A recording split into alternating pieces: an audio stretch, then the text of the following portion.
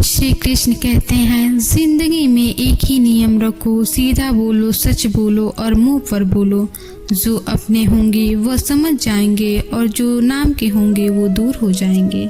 माली पौधे में पानी प्रतिदिन देता है, लेकिन फल सिर्फ मौसम में ही आते हैं। इसलिए जीवन में धैर्य रखें, हर काम अपने समय पर ही होगा। जो प्रेम में रहते हैं वो छल नहीं समझ पाते और जो छल में रहते हैं वो प्रेम नहीं समझ पाते। विचार अगर अच्छे हैं तो अपना मन ही मंदिर है, आचरण अगर अच्छा हो तो अपना तन ही मंदिर है, व्यवहार अगर अच्छा हो तो अपना धन ही मंदिर है और तीनों अगर अच्छे हो तो अपना जीवन ही मंदिर है। किसी के चेहरे की खुशी को अपनी खुशी समझना, शायद इसी का नाम मोहब्बत है। समय से सब कुछ मिलता है, समय से पूर्व की चाहत ही दुख का कारण बनता है। गीता के ये 10 उपदेश आपकी ज़िंदगी बदल देंगे। नंबर 1, इस सृष्टि में जो जन्म लेता है वह निश्चित रूप से मृत्यु के अधीन हो जाता है। दोस्तों, श्री कृष्ण इसका अर्थ समझाते हुए कहते हैं कि इस मृत्यु लोक का हर प्राणी, चाहे वो मनुष्य हो या पशु पक्षी या फिर पेड़ पौधे हो, हर सांस लेने वाला प्राणी अपने जन्म के साथ मृत्यु को भी लेकर आता है। हर प्राणी को एक न एक दिन निश्चित क्षण पर मरना अर्थात अपना शरीर त्यागना ही पड़ता है। नंबर 2, मनुष्य को सिर्फ कर्म करने का अधिकार है, फल की इच्छा ना करें। दोस्तों, श्री कृष्ण इसका अर्थ समझाते हुए कहते हैं कि मनुष्य को चाहिए कि फल की इच्छा त्याग कर कर्म का अपना धर्म समझकर करे, क्योंकि जो भी मनुष्य फल प्राप्ति की इच्छा करता है उसका मन फल के बारे में सोचकर अपने कर्म और कर्तव्य से विचलित हो जाता है और उस इंसान को वो फल प्राप्त नहीं होता जिसकी उसने इच्छा की हुई है। इसलिए भगवान श्री कृष्ण कहते हैं कि मनुष्य सिर्फ कर्म कर सकता है, फल कदापि मनुष्य के अधीन नहीं है। जो लोग फल की इच्छा से ही कर्म करते हैं वे लोग सुख दुख आदि के चक्र में फंस जाते हैं और उनकी मना शक्ति नष्ट हो जाती है। श्री कृष्ण कहते हैं कि मनुष्य अपने फल की इच्छा त्याग कर कर्म को अपना धर्म समझकर करे तो उसको फल अवश्य मिल जाएगा, परंतु उस फल को वो विधान की इच्छा समझकर स्वीकार करे और ज्ञानी व्यक्ति इसी योग को अपनाकर कर्म योगी बन जाते हैं। नंबर 3, इस विश्व में केवल शरीर मरते हैं लेकिन आत्मा अविनाशी है। शरीर के मरने पर भी आत्मा नहीं मरती है। दोस्तों, श्री कृष्ण कहते हैं, इसका अर्थ समझाते हुए कहते हैं कि आत्मा न कभी जन्म लेती है और न कभी मरती है। वो अजन्म, नित्य, सनातन और पुरातन है, जो शरीर के मर जाने के बाद भी नहीं मरती है। जो सचमुच ज्ञानी होते हैं वो उनका शोक करते हैं जो मर गए हैं और ना ही उनका शोक करते हैं जो अभी जिंदा है, क्योंकि वो जानते हैं कि जो मर गया है वो फिर से जन्म लेगा और जो अभी जीवित है वो अवश्य मर जाएगा।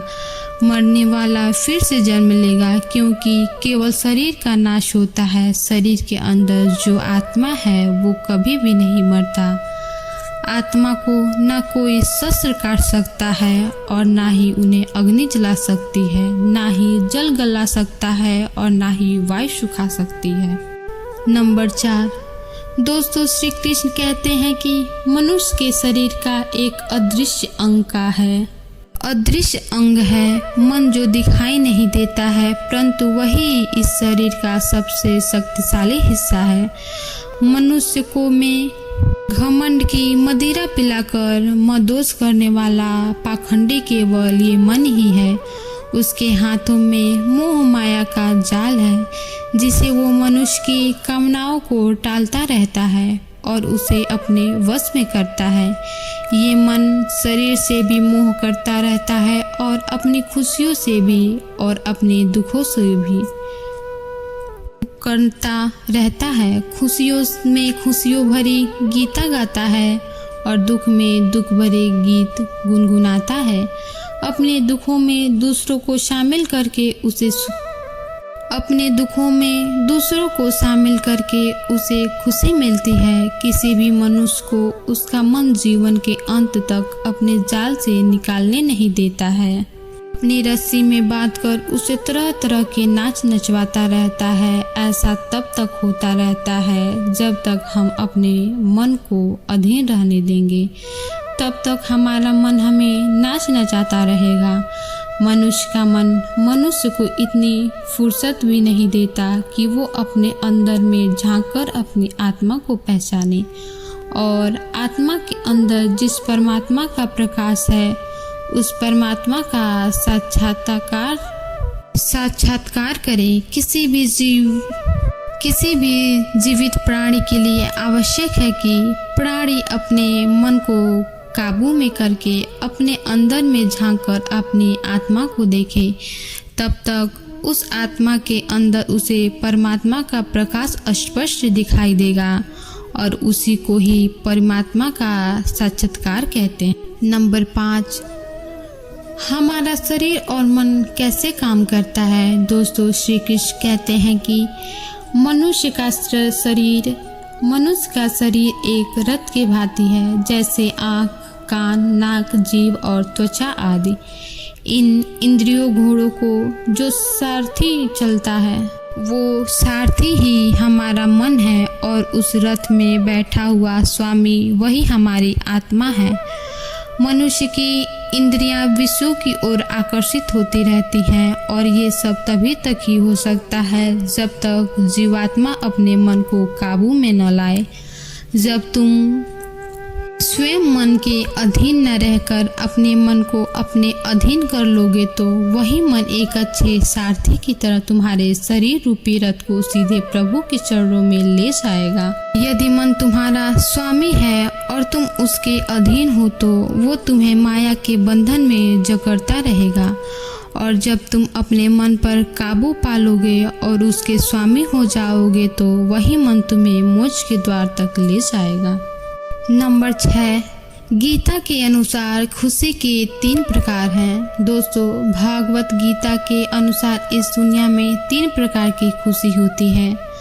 तामसी खुशी पहला होगा। दोस्तों, पहली प्रकार की तामसी खुशी हमें ज़्यादा सोने से या ज़्यादा आलसी होने की वजह से मिलती है, यानी कि आराम करने वाली खुशी। नंबर 2, राजसिक खुशी। दोस्तों, राजसिक खुशी हमें किसी मटेरियल गोल को अचीव करने के बाद मिलती है, जैसे कि पैसा कमाना, गाड़ी खरीदना, दारू पीना आदि चीज़ें करने से जो हमें खुशी मिलती है वो राजसिक खुशी मिलती है। नंबर 3, सात्विक खुशी। दोस्तों, ये तीसरी प्रकार की जो खुशी होती है न उसे सात्विक खुशी कहते हैं। भागवत गीता में कहती है कि तामसी और राजसिक ये दोनों खुशियाँ अस्थायी होती हैं, पर सात्विक खुशी है न वो पहले हमें जहर की तरह लगती है लेकिन बाद में शहद की तरह लगती है। दोस्तों, लॉन्ग टर्म और परमानेंट खुशी हमें अनुशासन और आध्यात्मिक करने से ही मिलती है, जिसके सात्विक खुशी कहते हैं। दोस्तों, आप ज़्यादातर किस तरह की खुशी में होते हैं। नंबर 7, श्री कृष्ण कहते हैं कि इस संसार में केवल 2 ही वस्तु हैं, एक शरीर और दूसरा उस शरीर में रहने वाला शरीर। इस शरीर में रहने वाला जो आत्मा रूपी शरीर है वो कभी भी नहीं मरता है, और जो शरीर है वो सदा रहता नहीं है। आत्मा एक शरीर छोड़ता है और दूसरा शरीर धारण कर लेता है, बिल्कुल वैसे ही जैसे मनुष्य अपने पुराने कपड़े उतारकर नए कपड़े धारण कर लेता है। आत्मा नित्य है इसलिए वो नहीं बदलती, परंतु शरीर नाशवान है इसलिए एक ही आत्मा के कई शरीर बदलते हैं। इसलिए हर जन्म में आत्मा नए नए शरीर धारण कर लेता है। नंबर 8, प्रारंभ केवल मनुष्य का बनता है। दोस्तों, इसका अर्थ समझाते हुए श्री कृष्ण कहते हैं कि अगर कोई सांप किसी मनुष्य को आकर काटता है तो उस सांप को उसका पाप नहीं लगेगा, और ठीक उसी तरह से दूसरे जानवर की हत्या करता है तो उसे पाप नहीं लगेगा। या बकरी का उदाहरण लीजिए, बकरी किसी की हत्या नहीं करती है और सिर्फ घास खाती है, तो इस कारण वो पुण्य की भागी नहीं बनती। पाप पुण्य का लेखा जोखा अर्थात केवल मनुष्य का बनता है। दोस्तों, इसका अर्थ यह है कि अगर कोई पशु किसी की आकर हत्या कर देता है तो उसका उसे पाप नहीं लगे, लेकिन कोई मनुष्य अगर किसी भी जीवित प्राणी की आकर हत्या कर देता है तो उसे उसका पाप लगेगा, क्योंकि इस पृथ्वी लोक पर और समस्त प्राणियों में जो विवेकशील है वो अच्छे और बुरे की पहचान रख सकता है, और मनुष्य छोड़कर कोई और प्राणी ऐसा नहीं कर सकता। इसलिए जब मनुष्य अपने पाप और पुण्य जब भोग लेता है तो उसे फिर से मनुष्य की योनि में भेज दिया जाता है। नंबर 9, एक ही कर्म किसी के लिए पाप बन जाता है और दूसरे के लिए पुण्य बन जाता है। दोस्तों, एक मनुष्य किसी कमजोर और बूढ़े व्यक्ति का धन लूटने के लिए उसकी हत्या कर देता है तो उस व्यक्ति को निश्चित ही उसके द्वारा किए गए कर्म का पाप लगता है।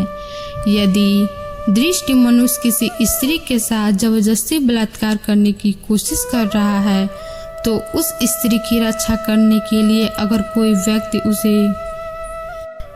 कोई व्यक्ति उस मनुष्य की हत्या कर देता है तो उसे पाप नहीं लगता बल्कि पुण्य लगता है।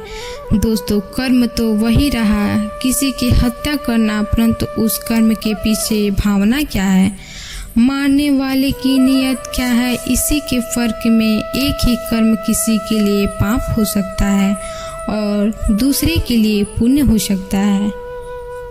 दोस्तों, जिस भावना और नीयत से मनुष्य कर्म करता है उस नीयत के कारण एक ही कर्म किसी के लिए पाप बन जाता है और किसी के लिए पुण्य बन जाता है। कर्म के इस ज्ञान के द्वारा ही मनुष्य को कर्म विकर्म और अकर्म की पहचान होती है।